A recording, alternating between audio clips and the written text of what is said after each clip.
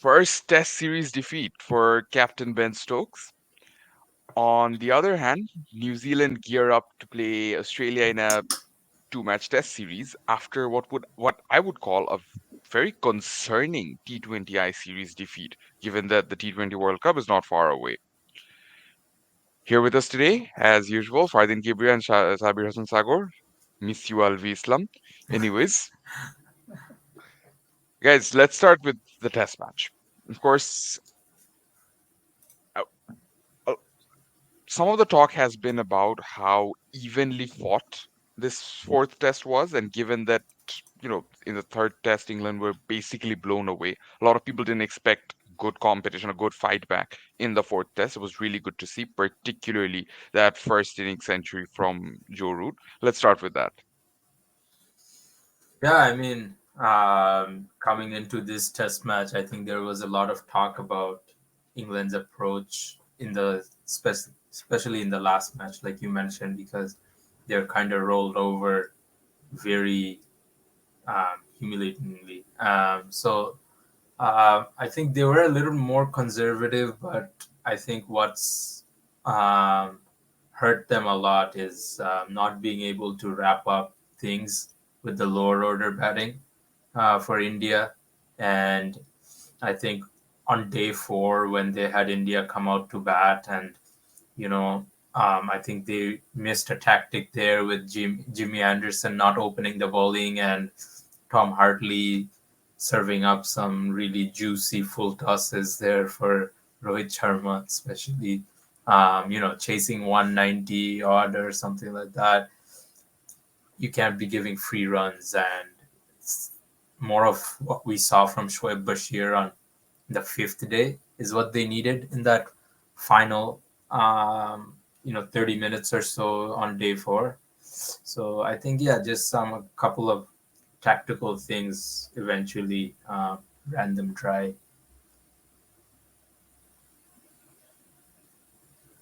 Shagor, good to see Joe Root batting the way he's expected to, but a bit disappointed that the, a lot of the batters around him weren't able to support him at all. Yeah, I felt like that's where England missed out on some runs, crucial runs in the first innings, whereas India capitalized where when England's bowlers were tiring at the back end of their innings.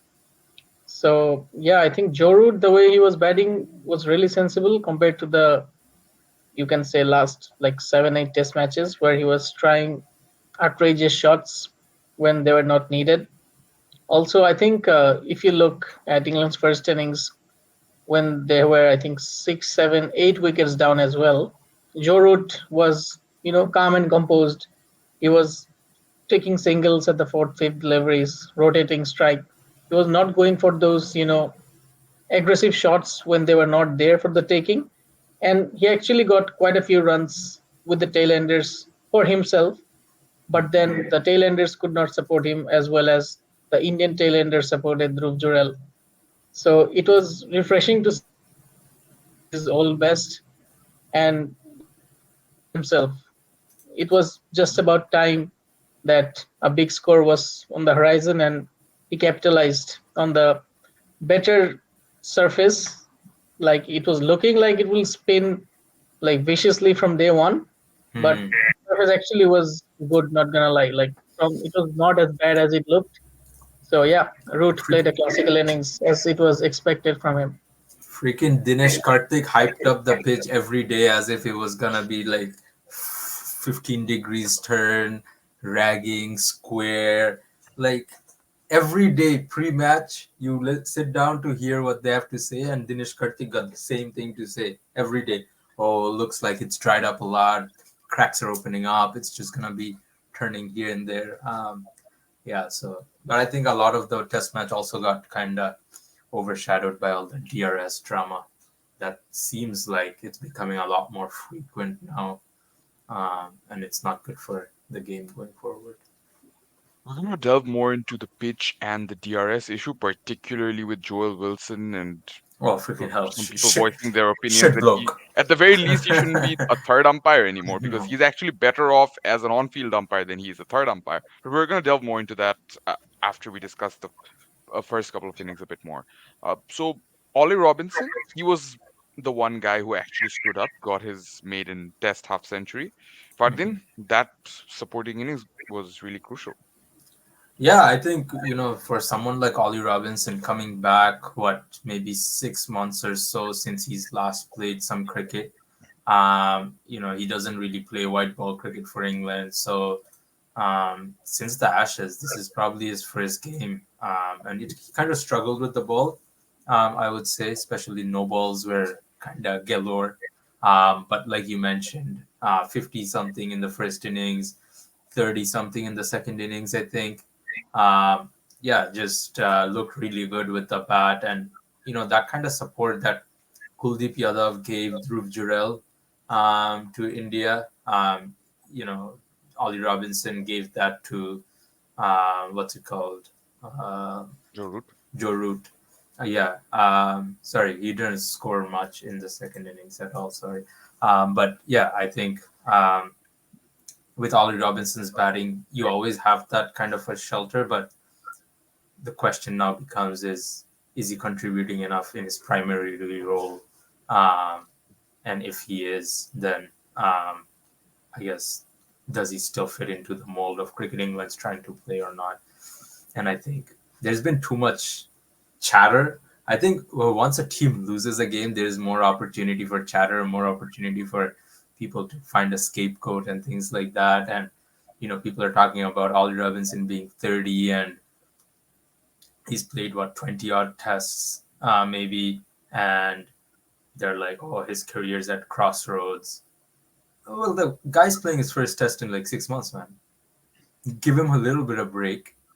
See how he does one or two games at least, right? Like, if you're expecting him to come out and give the kind of output that Jimmy Anderson's giving you for 20 years or so now, like, it's not really fair on him because if he's not playing cricket and he's unfortunately living in England, where we can kind of sympathize with him because the weather there is pretty much what it's like in Canada, and after the cricket season ends, you don't really have an opportunity to train outdoors, so he's limited to four walls and a cricket net, and if he's bowling no balls and stuff, yeah, it's not really excusable because he's been in India and stuff for long enough, but match practice is match practice. And the way we talked about this in one of our earlier podcasts is the way cricket's changed now. It's more match practice based than, net practice based. So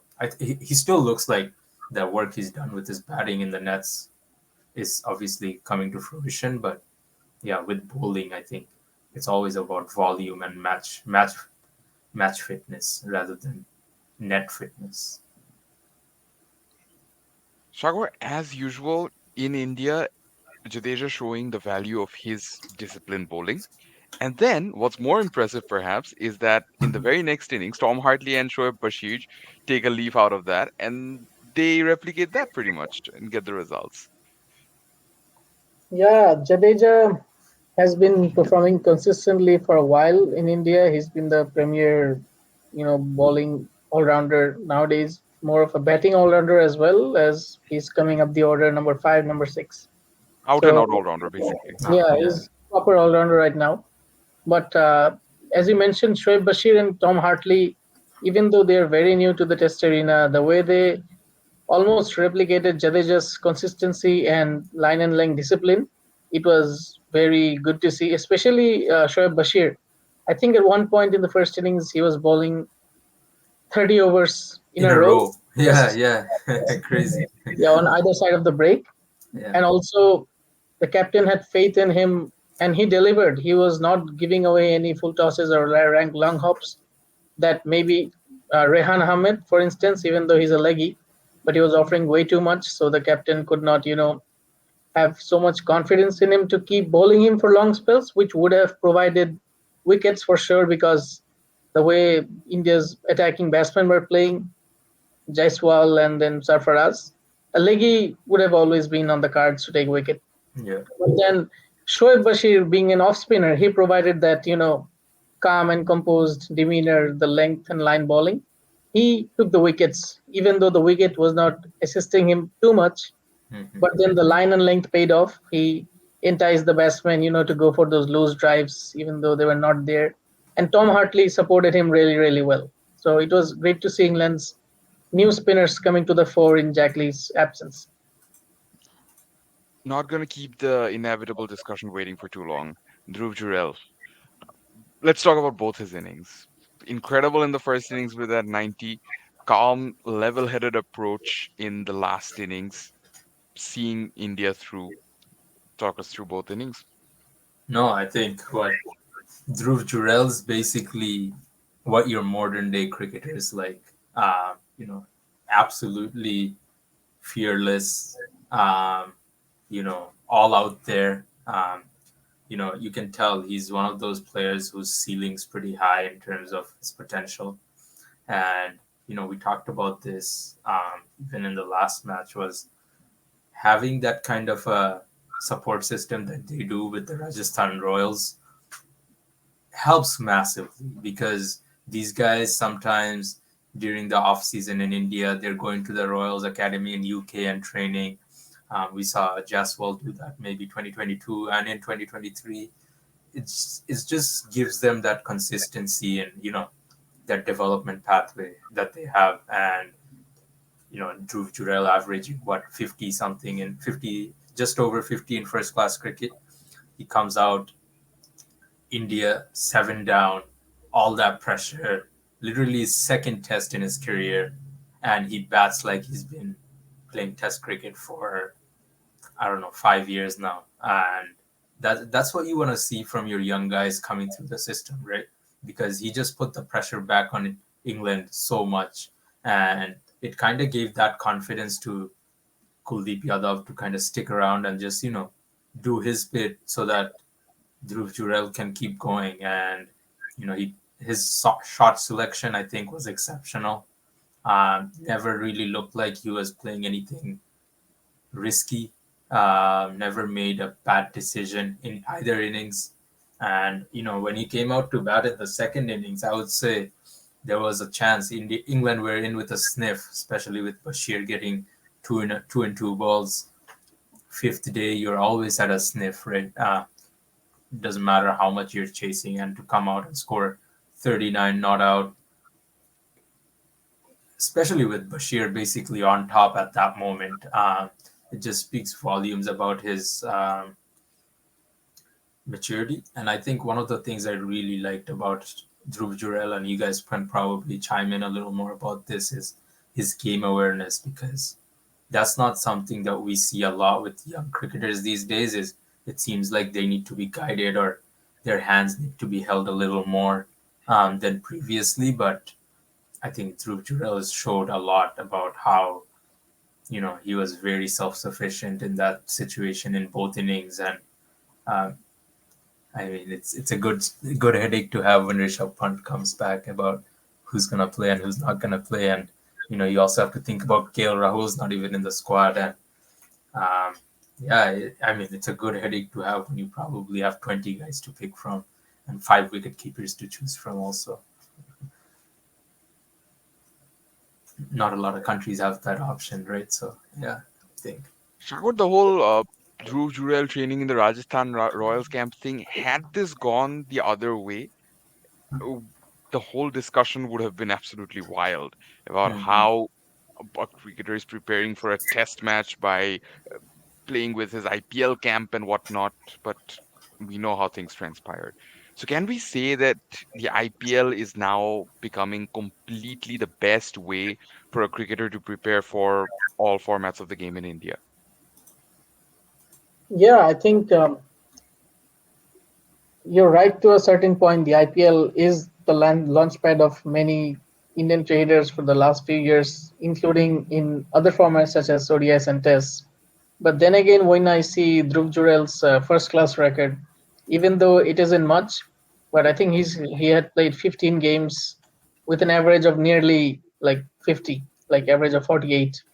So I think he always like maybe he wasn't in the radar as the next best wicketkeeper to get into the Indian side, if not for Rajasthan Royals.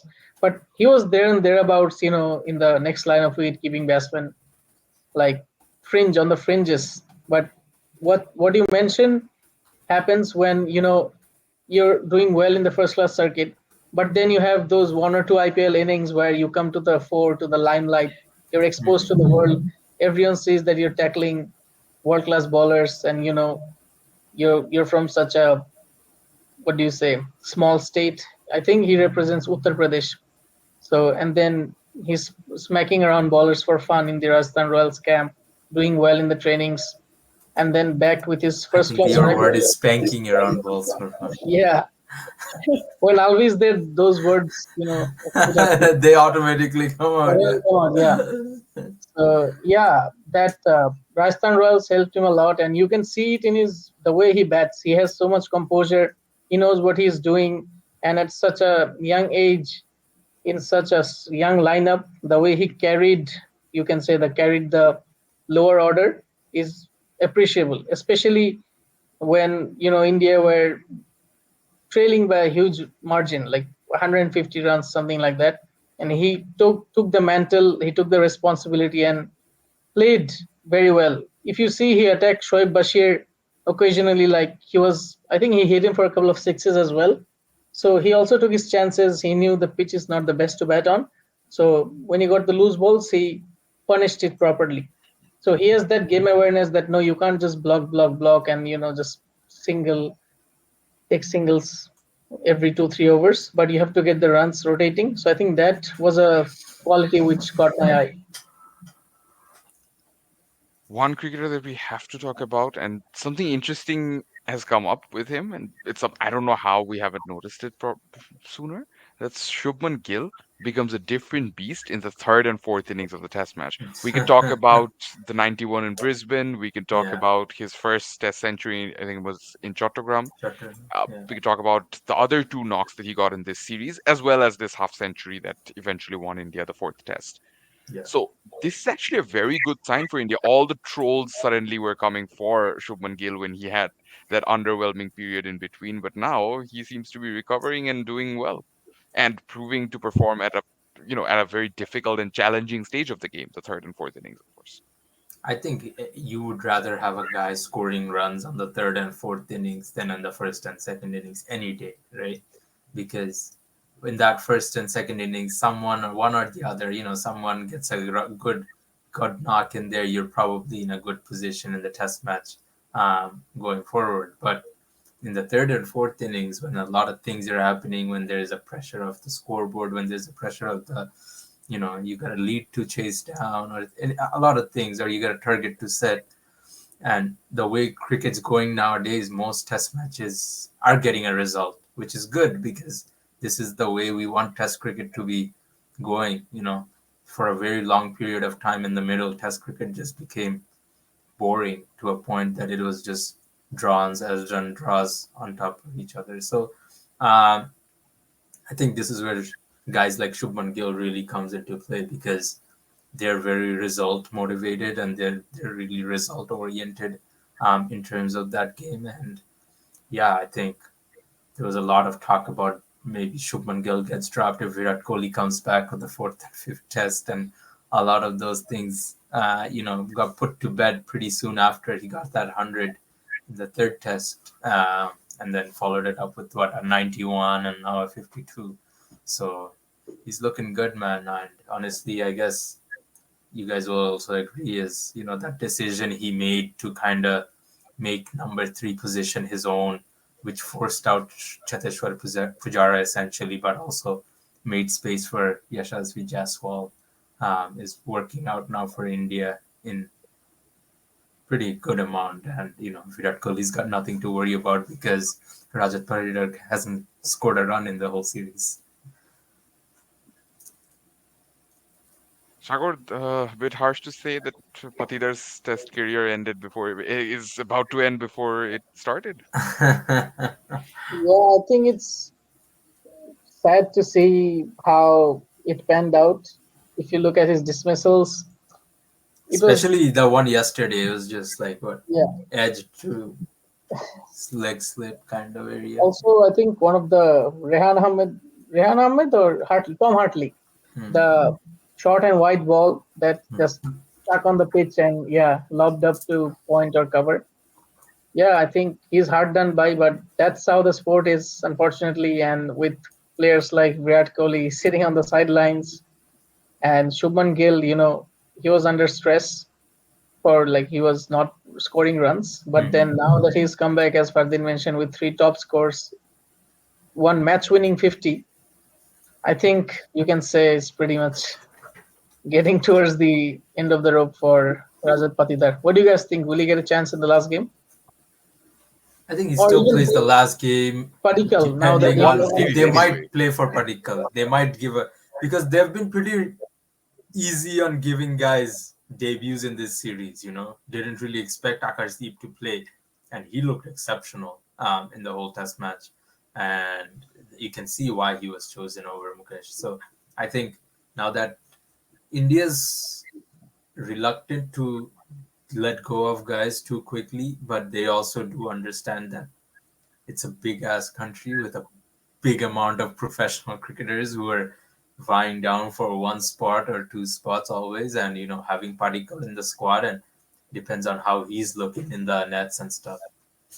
Yeah, I wouldn't put too far away and say they gave him a debut and see how he fares against England and pretty much what is a match where if they do win 4-1, it's pretty big statement from Indian cricket. It's a bit weird, like not to draw too many connections to the IPL, but it could be a middle order full of all RCB and former RCB boys. Oh, yeah, yeah. What? Padikkal, Sarfaraz, Padikkal, Patidar, Sarfraz, Kohli, Patidar, only Rahul. I think Rahul, and then Oh, just I leave. forgot to mention even Rahul is there. Rahul Kohli both coming back. I don't. There's no spot for Patida. Even Shreyas Unfortunate. Iyer, right? Shreyas Iyer is done, bro. Shreyas Iyer is done. He dropped from the I contract. think they'll sneak Shreyas in. Shreyas is one of the players they want to back. Like they wanted to back Shubman Gill. I'm pretty sure they want to back Shreyas Iyer like that. Bro, Shreyas But then Iyer, I heard spinners are that gonna bow bouncers to him. he might be getting dropped from the central contracts because he did not play the Ranji Trophy. Right, right. Mm, yeah, So yeah, these let's guys see. are acting up, bro. Jay Shah is not taking bullshit like this anymore. And If I I think it was a pretty big statement from Rohit Sharma too. He said, "We are gonna back guys, and we're gonna pick guys who want to play Test cricket." So, if Ishan Albi Kishan was and there, he Shreyas would Iyer, have said huh? about. If Albi was here, he would have connected Bangladesh cricket to this situation. That people who don't play domestic should not play tests, and BCB should take action regarding this issue. Shagor missing Alvi too much. Way too much. Way too much. Someone has to fill the No, but void. funnily enough, see, I think the biggest change, and I could be wrong about this, but I think what could have motivated Jay Shah to go forward with this decision even further, I'm sure they had already decided months ago, but to go forward even more was the performance of Sarfraz Khan in the previous test and the third test, that is.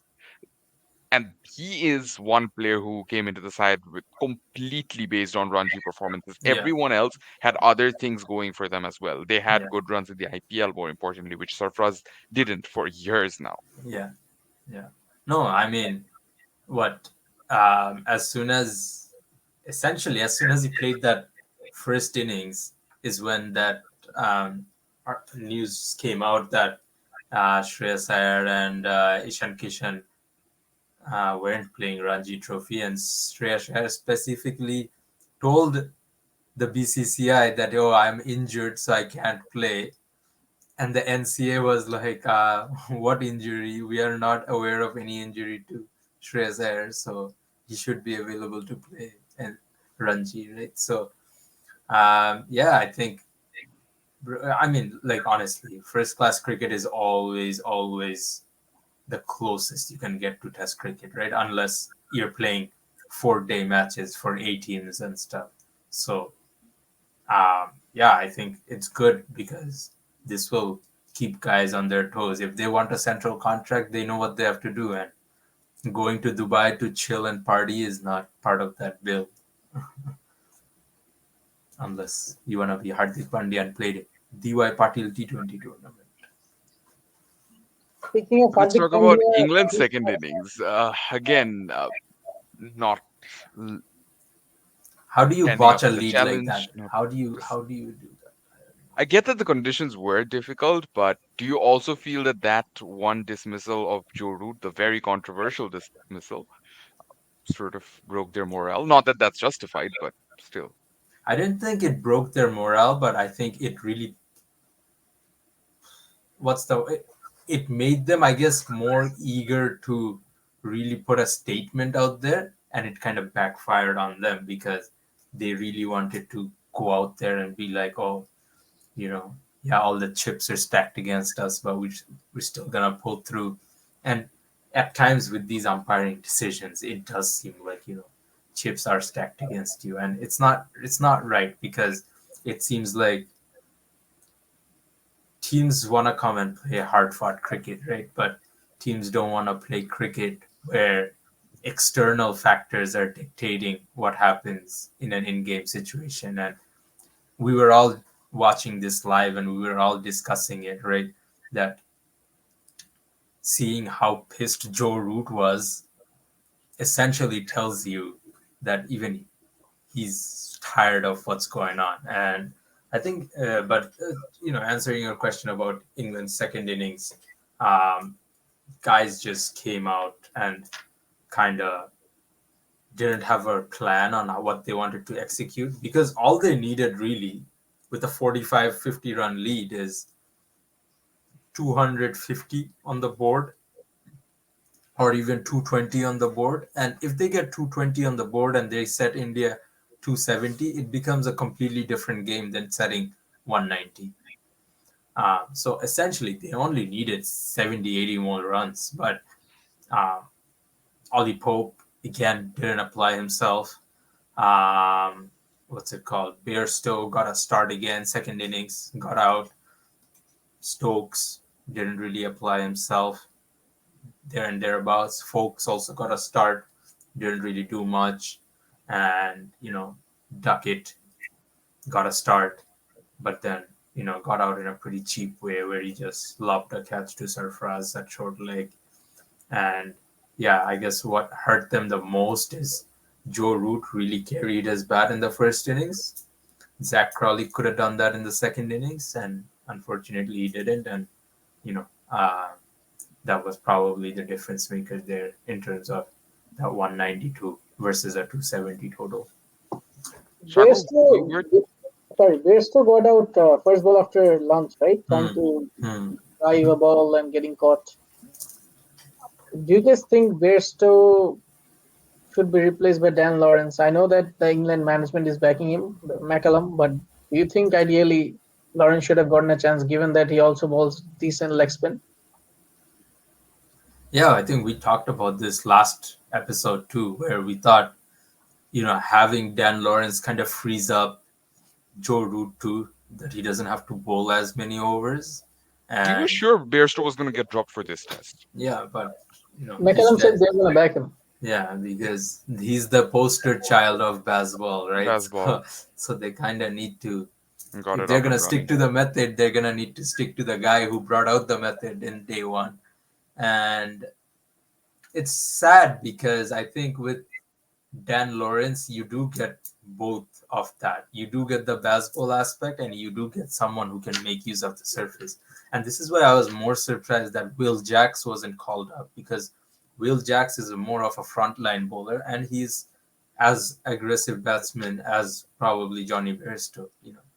We've seen him in England colours in recently, and we've seen him at the SA T20 hitting big bombs, right? And he's more than capable of doing it. So, um, question becomes: do they pull the plug now when Bairstow scored 230s, or Unlikely. I don't unlikely? No. Especially when the team gets bundled out for 145 and one guy gets 30. He also got a good looking 38 in the first innings. Yeah, Very unlikely.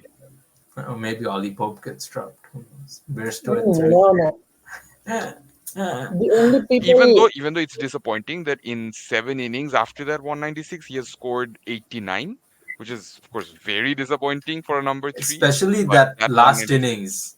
He gets wrapped on the back pad, going back to a delivery. He's way too jittery in that first. Like Ollie Pope looks like he's come out to bat for the first ever time in under 19 cricket. He's never seen cameras, never seen crowd. First ever time in an under 19 World Cup. Absolutely no idea what to do. He's like shaking. Why? You just scored one of the best near double hundreds in the first match of the series. Bat like you mean it. Going back to an Ashwin delivery, Ashwin didn't turn a ball the whole match. Literally, he was like turning maybe every 15th delivery. And he got guys out on sliders. And it's The just, only wicket, like he must have bowled well to get those wickets, but one of the wickets which I saw, he bowled a kind of a leg spinner kind of delivery. I oh think it yeah, was that's like a Ben carom Fox. ball. Yeah, Yes, like, it was to Ben Fox, yeah, and then Fox tried to force it to mid on, but yeah, then Ashwin got it caught in ball. yeah. I think they saved, I think, at least 20, 30 runs. Mm-hmm. Yeah. Shakor, I want to pose a difficult question for you. Let's say you are Brendan McCullum, Ben Stokes in the English think tank, basically. You're one of them. And now you have to reassess the approach with baseball. Do you say that no, this was just one bad series and we're just going to go through with it? Because England's next challenge in Test cricket are two home series against West Indies and Sri Lanka. With all due respect, neither of those teams are going to challenge England all that much Mm-hmm. if they don't play out of their skin, which West Indies did in Gabba, of course. Unless they do that, they're not going to challenge England as much. And they're not going to challenge the ideology of baseball as much, is what we mean. And after that, of course, comes the Ashes in December. And England would want to be Nah, prepared for that. Ashes is England won't. next year. India's this going this year Yeah, to Australia. why do we keep Yes, fluctuating in every video? Yeah, yeah, no. I checked yesterday because I was even next year. India's going to Australia this year, this Mid winter. of next year is Ashes. Yeah, yeah. End of Either ways, do you reassess forget Ashes then, but do you reassess this baseball approach because it's not going to get tested as much in the English summer given the opponents they're facing, or do you just go through with it?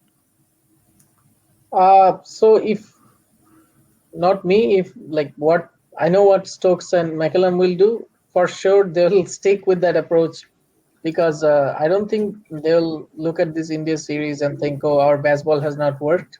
This England side is always looking positive, like optimistic. Stokes in the interviews, post-match presentations, if you hear what he says, he has no complaints on pitches or anything. Even though in his heart he might, if you look at the deliveries he got out to, right, he's like, He's like, what is this? He's throwing his bat and stuff. yeah. Yeah, But then obviously. after the game, magically he forgets everything. He's like, oh no, this is a beautiful pitch, good pitch. We had fun. So I think what this is trying to like, what this portrays is that we won't complain about anything. We're playing baseball, we're playing a certain way, and we take accountability of that, and we'll keep doing that. Doesn't matter if it's in England, Australia, West Indies, or in India, where they're struggling clearly. Also, I think McCallum's thinking of backing players like Bairstow, even though they haven't gotten any runs in the series, instead of giving other batters, shows that he wants to instill confidence in his players that even though you're not scoring, but at least you are playing into our ideology of attacking cricket, baseballing. So that shows that they're clearly not gonna sway away from this strategy in the near future. By near future, I mean the whole World Test Championship cycle. And people are complaining about, oh, England's what, seventh in the World Test Championship cycle, this, that. These are the same people that were going crazy about baseball literally after the first test. And I think it would be harsh to say that baseball hasn't worked. I think you can see the way India is playing. They know they have a game on their hands every time England comes out to bat or every time Stokes, um, you know, Sarfaraz's wicket. You take Sarfaraz's wicket, for example, in the first innings. He basically set a field where Sarfaraz was kind of pushed to like try and play it to covers, and he just edged it to slip. So there's a lot of factors to baseball other than just, coming and senselessly hitting out. And, that aspect is there. So the only thing they'll have to reassess, and I think Macklem will definitely ask from his players to do this, is just assess that high risk option versus low risk option time to time and see what fits the bill better. Because sometimes, like Root showed in the first innings, he was still positive, but he wasn't outwardly aggressive. And that's the balance that you might have to strike time to time in certain conditions. Yeah, and I think they should stick to baseball. Like that's like me speaking, not their point of view. Because if you see the matches in Pakistan, I think it was last year or the year before that, Mm-hmm. there were roads, right? And then both teams piled up more than 500 in each innings. So there was no time for any result. I think day four, only two Yeah. teams had batted. Yeah. Somehow, somewhere in the last session, in the last hour, England won that game Yeah. using baseball. Yeah. So I think they scored over 500 runs in the first innings of one of the test matches, which speeded up the game. So from that, what I'm trying to say is that those kind of games that for sure would have been draws for 90% of the time, Yeah. most of the teams, Yeah. England managed to win just because of their aggressive approach.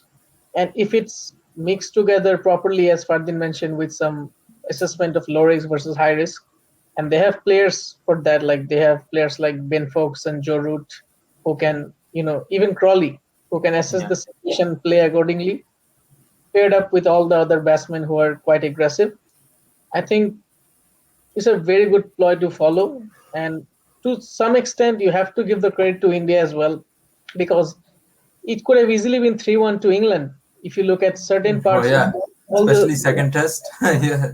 Yeah. even the last test, the fourth test, Yeah. Yeah. in the first innings, easy England could have had 150 runs lead, Yeah. if not for India's lower order resistance. So Yeah. then we would have not even had this topic in mind. Yeah. That Yeah. what, Yeah. 100%. Yeah. so I think India deserves a credit as well because of how they handle the situation. I know it's familiar conditions, but still, Our the followers one. are gonna be happy you've said that, because these guys keep roasting us in the comments about you guys just find ways to blame India. No, but credit where is due. They Yeah. deserve to win the games. They fought out the hard situations, especially the youngsters, without the Without the big seniors. dogs, exactly. Yeah, like Yeah. Akashdeep, Dhruv Jurel, even Kuldeep Yadav is young in the team in the sense of experience. He hasn't played a lot of test games. So, yeah, they took up responsibility, and fairly enough, they're the winners of the series. Joel Wilson. Let's talk about it. The Man, way he's shit. He's Wilson. so shit. I have no other words to say. Like, I think when Nathan Lyon said, "How does this guy have a job?" or whatever he said, in a very nice way, freaking Lyon keeps avoiding the topic, but it's true, man. Like, this guy is absolute garbage. Twice in this test match, he didn't understand that the bat was flicking the pad rather than uh, the ball hitting the bat. I mean, the bat hitting the ball. Like, he doesn't even assess what is going on in the environment in the shot he's seeing from the director. He's just looking at the spike and going, "Yeah, ball is beside the bat. Yeah, that's it, done." A freaking 10-year-old kid can do that. I mean, like, this is not on, because Joel Wilson is given a very long rope in international cricket, and I don't know why. Maybe because there aren't as many umpires coming out of West Indies these days, or whatever it is. But this is just not on. Like, there are umpires out there that are doing much better. Michael Goff isn't even in the ICC elite panel right now for whatever reason, because he broke curfew during COVID times. Well, if that's good enough to get you kicked out of ICC elite panel, some dude with such a track record where he rarely gets decisions right, and he's probably one of the guys with the highest turnover rate in DRS, probably, because his on-field decisions will be absolutely garbage. Teams will review, and then it will get overturned. Time to introduce our very own Soikot to the SIS test Shoykot. arena after Yes, his sir. performance in Australia. Yeah, yeah. I mean, like at this point, they have to review and see who can replace Joel Wilson because there's no way you're getting these things wrong in international, especially in such a high intensity situation. Imagine this guy doing this at a World Cup final. Come on, man. Like, and people can talk about it all they want, but this is not like blame game or anything. This is straight hard facts. You can see it. You can. His track record is out there for everyone to see. He's just not good enough. I don't know. You guys' thoughts? No, I mean that pretty much covers it. He looked like he was in a hurry when he made that decision. Like he Yeah. didn't even check where the noise was actually coming from. No. And this isn't the first time. His on-field record on paper is still not all that bad, and I think that's what has been getting him promoted. But eh, ask anyone, and they'll tell you he's just not a good enough umpire. Everyone has bad days, of course they do. Everyone's human. Even Sis Shrikot, the man Yeah. we've been backing up, he had a bad day today on Yeah, the he had field. a Yeah. Yeah. He blunder, had a But bad right? BPL day He today. said Yeah. it's eh, Yeah. but again, it's not the one or two odd bad day that we talk about. It's the fact that he's been consistently getting wrong decisions in crucial games at the crucial stages. hmm. And India's commentary was so annoying during that dismissal. These guys, freaking Manjrekar, whoever What else do you was, say?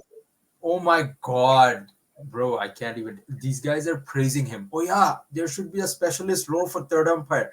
Joe Wilson keeps getting these right. He's so what's it called? Like precise. He sees these little things. As soon as it happens, he's there. He's telling the director, "Can you roll it again? Let me see it again." No, freaking bias. This is just bias. You guys are just being shit at this point.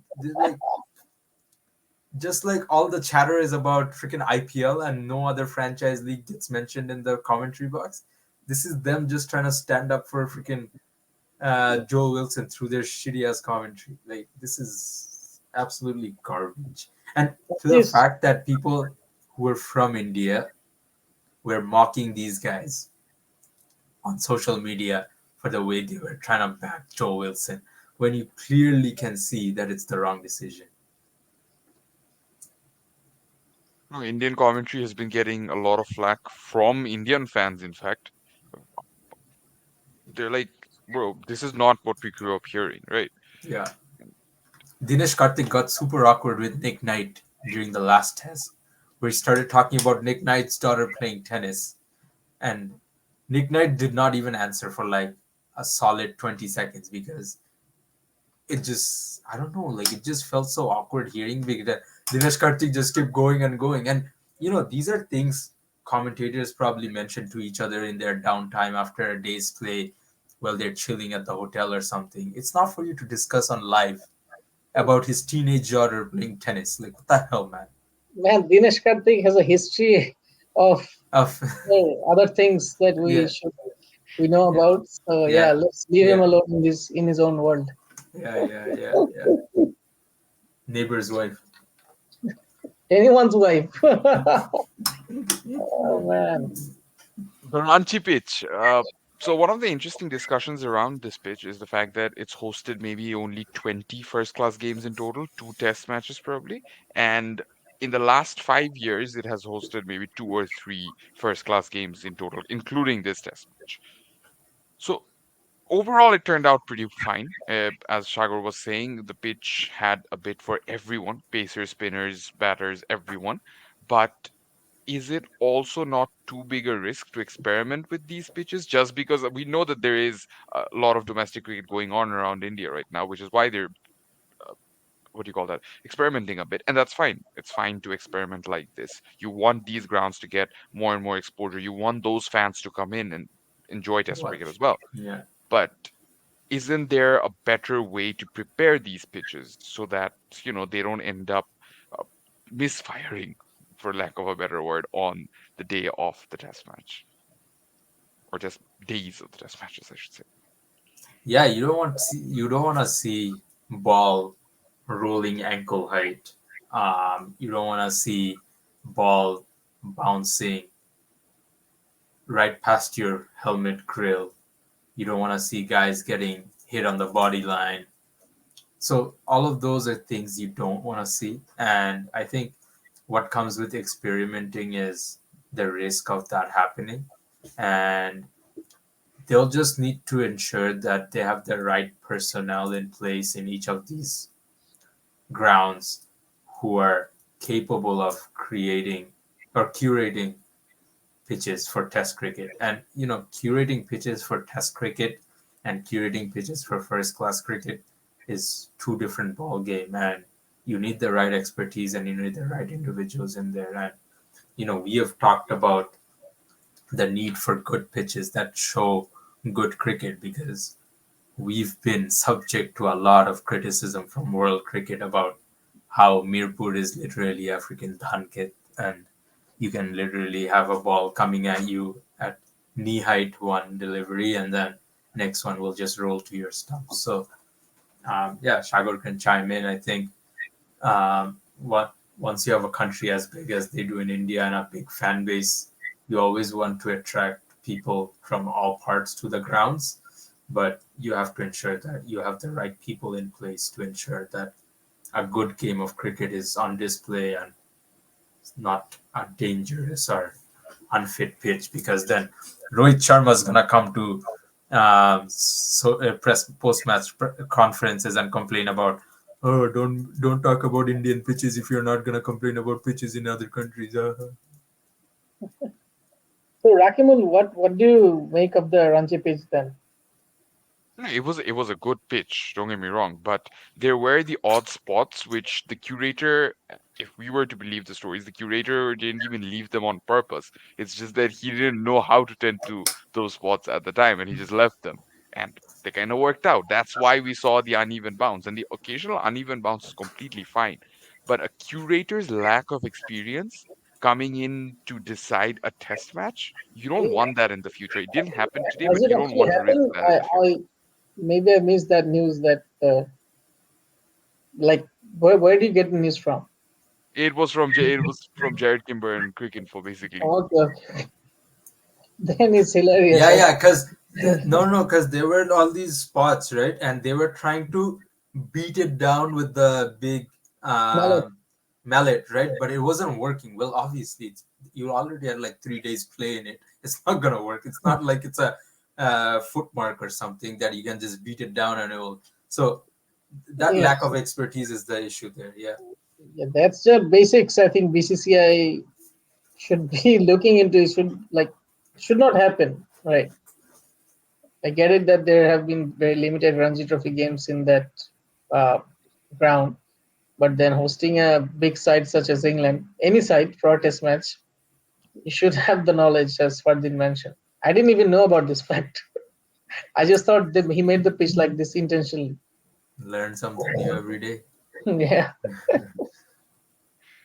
Anyways, I think this is a good time to move on to the T20 series between Australia and New Zealand. As we said earlier, New Zealand might be a little worried losing a home series 3-0 just months before the T20 World Cup. Let's start with that first T20 game in Wellington. Uh, Basically felt like a baseball game at one point. Runs galore, that partnership between Rachin Ravindra and Boundaries. Devon Conway. Yeah. Let's start with that. Good to see Conway amongst the runs again. It's been a while. I think 27 innings across all formats that he didn't get a 50 in. And that's not the Devon Conway that we've come to know in the last 4 years. Yeah, all the talk since he's been a part of international cricket about how Devon Conway, the um, consistent batter he is. So it was good to see that. Rachin Ravindra, I think same thing. These guys were so like, Ravindra was what, 18 of 20 at one stage, I think, and these commentators were like, "Oh, he needs to learn how to pace his innings in a T20. he needs to learn how to move from ODI cricket to T20 cricket or Test cricket to T20 cricket, and he needs to be able to balance that aspect of his game. Bro gets 1/6 of Zampa and he tells everyone to shut up because after that it was just carnage. So it was really good to see, and I think with Ravindra and with Conway, you have two batters who are very well technically defined. So their technique will always hold them up in any condition. And despite Australia having all of their best players playing in this series, you know, they never looked like they were out of the game in that knock. They always looked like they had something coming, and that showed when they got 215 odd until Tim David did what Tim David does best. Tagore, Mitchell Marsh, him, carrying the innings sort of from the beginning to the end, and that final cameo from Tim David with that last ball boundary. Yeah, Australia has a history of chasing down big totals against New Zealand in New Zealand. I Yeah, think the highest successful chase was also by them in New Zealand. Uh, Mitchell Marsh could have easily, just gone for it, like just gone bonkers in the first few deliveries he faced, get a quick fire, 30, 40 from 15 balls, and then get out. But the way he batted after, Travis said David Warner both got out was was showing that he has become more mature than in the past, especially after getting the captaincy. Even though this is just a bilateral series, but I think it was one of the last series before the T20 World Cup final for Australia. yeah, yeah, So by batting in that manner, Mitchell Marsh showed that he has come a long way and he's mature enough to lead the side, not only as a leadership from a leadership point of view, but from a batsman's point of view. Because he doesn't bowl much now, so his main role has become like leading the side and anchoring the side, batting at three. Yeah, anchoring the side. yeah. So yeah, Mitchell Marsh should be good to go, ready to go. But Team David, I was watching the last few overs of that game, and for sure I thought Australia would lose this game. No But chance. What they're like yeah, out. Yeah, somehow, some way, Team David smashed not Matt Henry, Adam Milne out of the Adam. park, and in that over, I knew that it's over for New Zealand. The way he was hitting it Yeah, so clean, even yeah, though it didn't look, that comfortable. Like the ball was on like his legs, and then somehow he managed to get it away. If you see the last delivery for four, it was not a very good-looking shot, but he managed no, to middle it somehow and yeah, pierce the gap. yeah. So it was a fitting way to end. I would say a Team David way to end because he's not that pleasing to see as a batter, like the classical flow of the bat, but he But he will get gets you the results. Yeah, he'll get yeah, you the quick fire runs and he will win you yeah. games. I mean, when you beat Glenn Phillips in the deep, you know that you've hit it right. Yeah, And Man, then Phillips tried his best. That he best, put in a dive, he put in everything, and if no one Glenn could have Phillips isn't, gotten closer than yeah, no Phillips. one could have gotten closer than Phillips, 100%. but Tim Saudi, the death bowler, continues to disappoint, unfortunately. And I don't even get it. Like all the experience in the world, he knows that Tim David is a very strong bottom hand player. Why didn't he try bowling outside off stump? Mm. Tim Saudi in T20s is not it, and I've said this time to time. And he's still one of the highest wicket takers. He's I not the know, highest I know, wicket I know taker. that, I know that. But you can just look at Tim Saudi in a T20 game, and you can tell he's just not it. Because first of all, he tries to bowl Test match length, and Test match length will work in some places. Test match length will not work in most places in modern day cricket because guys are just swinging from their hips straight. Inside edges will go for four, outside edges will go for six. It will happen. Like you mentioned, he doesn't have that adaptability because with someone like Tim David, you can literally put fine leg and deep point back, not fine leg, third man and deep point back, bowl at the wide line, see what he does. If he lifts you over cover for a six, or if he lifts you over deep point for a six, then you can change your plan. But to bowl in his arc, you're bowling stump or you're bowling on his legs, where Sagar said he's not gonna look pretty, but for him, that's his range. He swings there, it's just gonna go, it's gonna fly. And you can see that three sixes, two fours. Out of the 10 deliveries he faced, half of them went to the boundary. Finishes with a 310 strike rate. Right? So it's just, I think, with Tim Southee, I know New Zealand are very adamant on backing people and they want to back the guys properly, but I think when you have people like Josh Clarkson and other guys hoping for a chance, Tim Southee, please stop this. And you look at the next two highest wicket takers. We mentioned Team Saudi being the highest T20 wicket taker. You Yeah. look at Shakib and Rashid, the next two wicket takers. You go down that list, you'll see a lot of names from the previous earlier T20 days. Talking Shahid Afridi, Umar Gul, Saeed Ajmal, a lot of the Pakistani names, in fact. So what happens is you see these names and you automatically associate them with T20 cricket and successful T20 bowling. You don't do that with Tim Southee the way you would do that with Malinga or Bumrah or with many others for that matter. Yeah. Uh, Shako, let's move on to the second T20I. Even more disappointing, first of all. And can we talk about this strategy from New Zealand to have five bowlers at the end? Like just five specialist bowlers, Milne batting at seven, even Santner batting all the way up at three, Clarkson batting at six. It felt a bit messy, didn't it? It felt like data. JaaTaa! Yes, sir. Yes, sir. Yeah, I don't think New Zealand. I think the plan for New Zealand in this series was to try different players in different spots or something like that, like trial and errors kind of thing.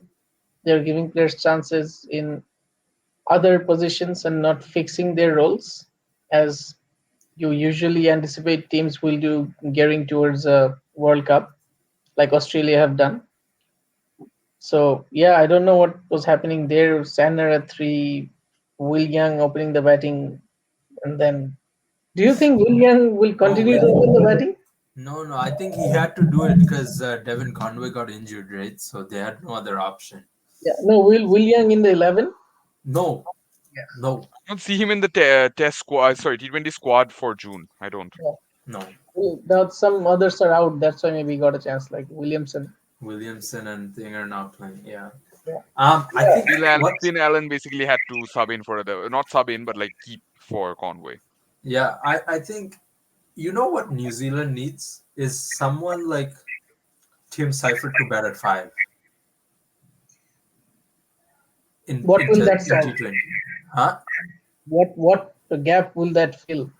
I think they're missing someone who can accelerate with Glenn Phillips at the end because it if Nisham's not playing, it puts a lot of pressure on just Chapman, and you have to bat Santner at six or maybe seven.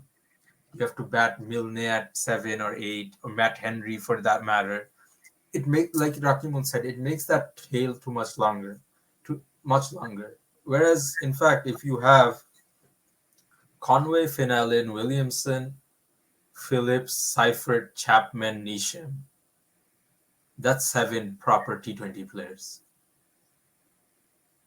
And then you can have your Milne or Henry, Jamieson, or Jamison is out of the year, I think. out of the he said no. They Out. said he's out for the season, so we'll see how that goes. I But mean, then, yeah, he wasn't exactly the biggest T20 prospect anyway, so yeah. I highly doubt they're going to So try I and think injure it'll be Jameson now. between Milne, Henry, Bolt, and Ferguson. Clarkson and Ben Ferguson. Sears. I think, What Ferguson. about or and Ferguson? Ferguson. Sorry, yes.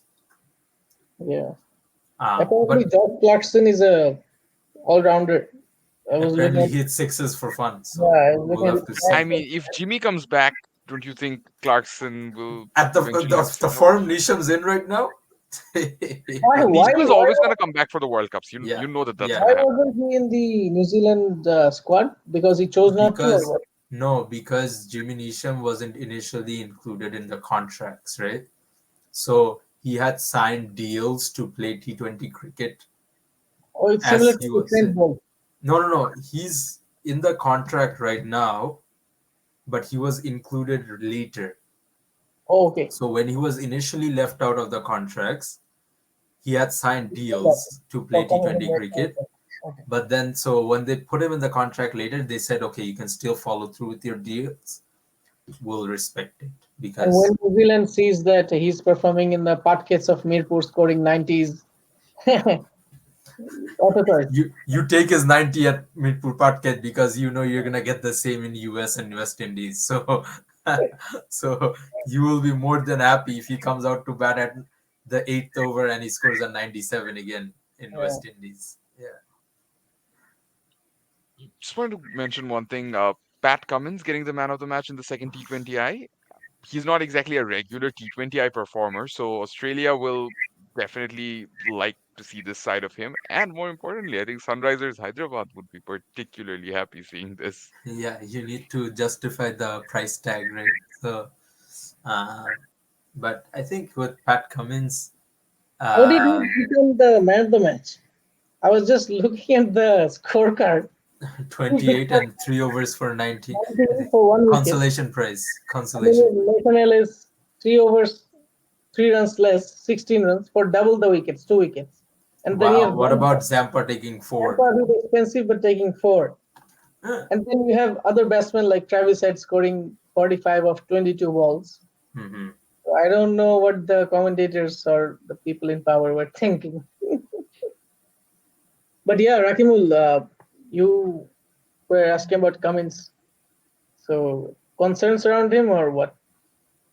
No major concerns. It's just that he's not exactly a regular T20I feature. So it's actually a good thing for Australia to have him come in and perform the way he did. They don't have to worry about his 20 crore price tag, really, but it's just a good thing. And overall, is he also, random question, but is he also most likely to be Australia's vice captain in the T20 World Cup if he gets selected? Or is it Matthew Wade? Matthew Wade. Matthew Wade is actually getting it here.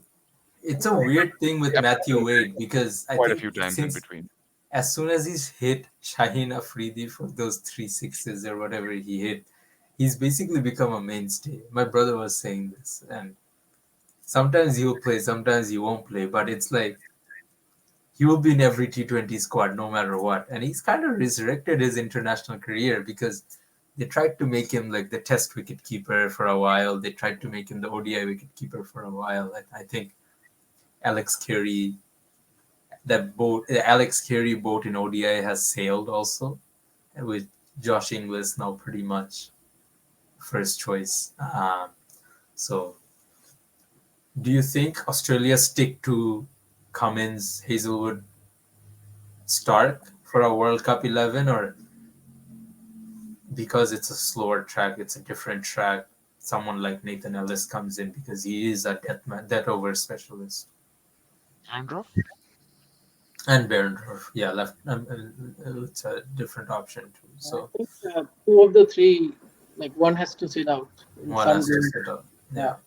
Cummins, Stark, Hazelwood. I don't think they can fit all of them, given the pitches they're gonna face because Ellis offers more variety, and Mm-hmm. then you have the left arm option of Berendorf, who is I think better in T20s than Stark. Might be like similar, but Berendorf has been performing. I think he was Yeah. the player of that year, like T20 player of the year or something Yeah. for Australia.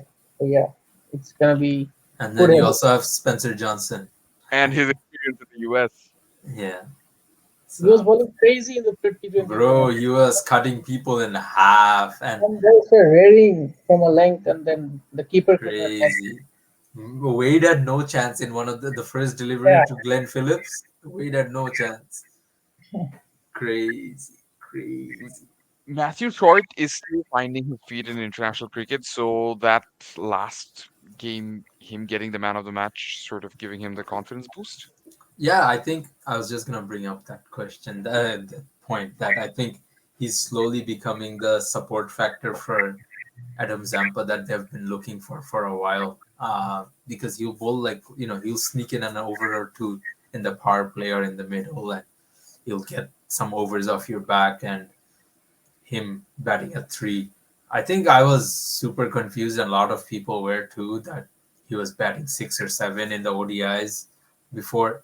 He said, I mean, you don't become player of the tournament 2 years in a row as an opener and not get to open for your country or at least play top three, right? Like that doesn't really make a lot of sense. So when he batted three and he got 27, I think, or 10 or 11, uh, definitely showed what he's capable of at the top. And honestly, these days in T20 cricket, some other day he's that 27 of 10 becomes 60 of 25 all of a sudden, and it becomes a much more commanding contribution. So, yeah, I think Matt Short has come into international cricket a lot more mature than players before him, and it holds him in good stead because you can see he's slowly started to pick up on T20 contracts around the world as soon as he had that big, massive season in the BBL last year. And he'll just keep building his experience. And I guess you could say he's probably a sure shot at this point for the T20 World Cup. You mean the squad or the 11? No, no, squad. But how do you guys see Steve Smith fit in? I don't. Actually, I do because in like not by his recent performances, but the pitches they might face in the Caribbean and USA. I think with that in mind, they have kept Smith in the loop, and by his seniority, most likely he will get the nod to start in the 11 if he's in the squad. And it's highly likely that he will be in the squad, even though he's struggling for runs recently. So who do you drop? Who do you And don't not? you already have a problem of having too many batters who, Top order batter. cluster that top four, basically just Yeah, want to bat at top four and not the Because you Maxwell have kind who can hit Warner, it anywhere. Head, short. Mitch Marsh, Much more Short, short. Steve Smith, Josh English. and Josh Josh English. Inglis. Yeah, and freaking Glenn Maxwell's number four for the rest of his career probably. So Very tricky. very tricky. But Because I see Smith sitting down, sitting out some games. Yeah. if Thing not is, most, Australia have a good problem in their hand right now. And New Zealand will be a little worried, but I don't think they'll be too worried come the T20 World Cup. They'll stop. They've experimented a bit too much during this home yeah, T20 way too series. much. Mid Centner batting at three is not is Oh, too far. Again, they'll find a way to make it work. At least they'll clear the group stages with ease because that's what New Zealand do. They come to ICC tournaments, they clear the group stages, and sometimes they perform well in the knockouts, sometimes they don't, but they at least make it to that stage most of the time. is that a New Anyways, Zealand t-shirt you're wearing? Huh? Is that a New Zealand t-shirt you're wearing, Rahim? Rakimov. oh no, this is a very different teacher. No bias, no bias. No bias. We're not like Indian I commentators. need to get one of these New Zealand t-shirts, man. They're actually really good. I had never No. had one. I need to get one. Super nice. So, anyways, coming to the test match, there's not much to discuss, and we won't get into it too much. We are actually waiting for the test series to start. It'll be a very interesting discussion next week. Yeah, And next week it'll be a more important or more interesting discussion than the India-England test series because that's already been decided. yeah, So, Neil Wagner opting to retire just before, not after, just before the test series, and that basically means he doesn't get farewell. yeah. Tough because what he's played 64 Test matches, fifth highest wicket taker for New Zealand and Test cricket. Um, with what 260 Test wickets, I think. Yeah. Yeah, tough because I think he's one of those guys who's done a very thankless job where he's put his body through everything for his country. bowling that body line length for years and years, spells after spells. And unfortunately for him and for New Zealand, that body line length that he bowls dictated the result of a lot of test matches for his country. And I was a little surprised that he's been told that he wouldn't play a part in the series, despite being a part of the playing 15, the squad, this 15-man squad that was chosen, because I see a space for him against Australia. Travis Head, Steve Smith, Marnus are all very susceptible to bodyline and very uncomfortable to ball coming at an angle at pace. We saw that with Shamar Joseph. Seen that in the past series with, Mohammad Siraj and Mohammad Shami. Little confused about New Zealand's, I guess, tactics, because I would have seen him play both test matches. Or at least start and play the first one, see how it Yeah, goes. yeah. Because what even that South Africa tests he played, you know, yeah, he only took probably a wicket, but it didn't really have much to do because that South Africa series was just was a walk in the park regardless. But yeah, I'm not really sure about the way New Zealand want to go about this series, but no, I think Wagner's done his bit, and he's one of those guys, test match specialist. Never played an ODI or T20 for his country, but rode it out in Test cricket for 60 tests, 64 tests. And he might be one of the last breeds of that sort of a cricketer that Mm, we'll get. yeah. Shagor, is he also, i- at least in the near future, do you see another bowler emerging like him who opts for this body line tactic, who tries to intimidate the batters into giving away their wickets? With the rise of T20 cricket, I don't see many bowlers opting to go that route because then they are reducing at least a couple of years from their careers later on to pursue franchise cricket, T20 cricket. So yeah, and also looking at whichever domestic sides I see limited, scorecards or videos, I don't see any such bowler of Wagner's, you know, characteristics, like just Mm. coming and banging short, short, short, and he doesn't get tired. He can like ball all day long, same short length, keep balling at it, and gives 100% in the field as well.